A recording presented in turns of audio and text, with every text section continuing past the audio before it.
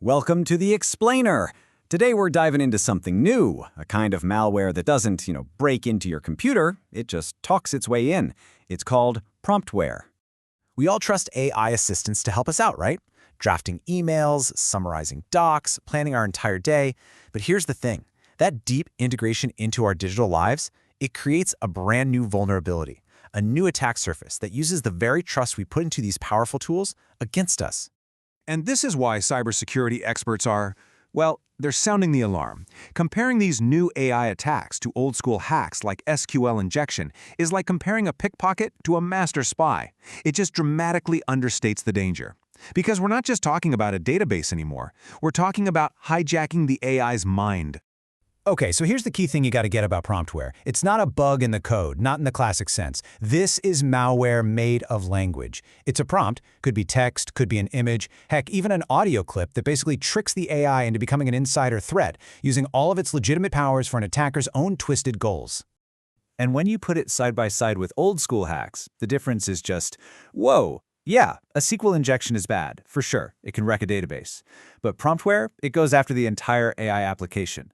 That means it can grab the keys to every tool, every API, all the data that AI can touch. The blast radius, it's not just bigger, it's a whole different ballgame. So you're probably wondering, how does this AI Trojan horse actually get through the gates and, take over the whole city?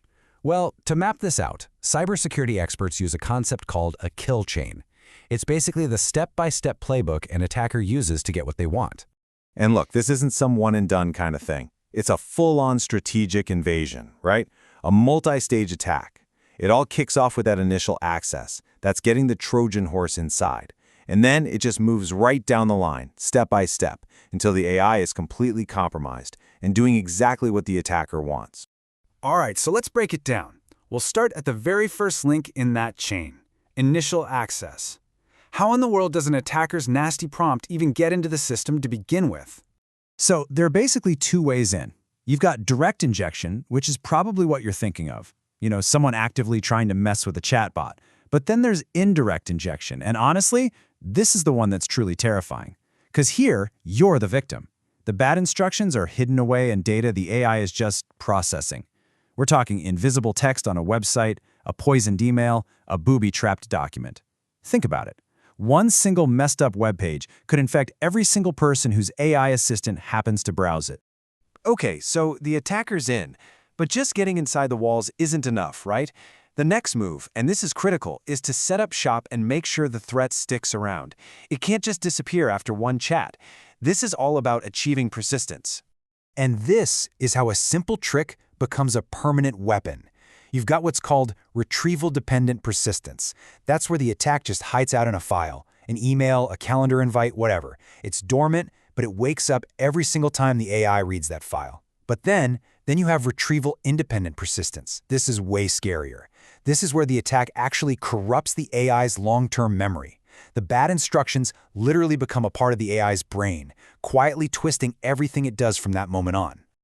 All right, so the attacker is in, and they've made their malware persistent. Now comes the most dangerous phase of all, replication. This is where the attack stops being about one system and starts spreading like a virus. This is where we see the rise of AI worms. And in March 2024, this stopped being theoretical. Researchers built something called Morris II, and it was a groundbreaking and, let's be honest, a terrifying proof of concept.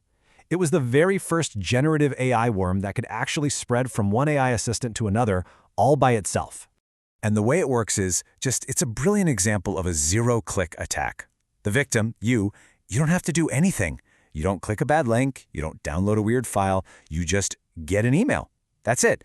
Your AI assistant reads it, gets infected, starts stealing your data, and then automatically forwards the worm to everyone in your contact list. And the whole cycle just starts over, spreading exponentially with zero human interaction needed. I mean, look at this timeline. The speed of this evolution is just staggering. Back in 2022, this was a party trick, right? Making a chatbot say goofy things. A year later, in 2023, it could steal data from your web browser. And by 2024, it's a self-spreading worm.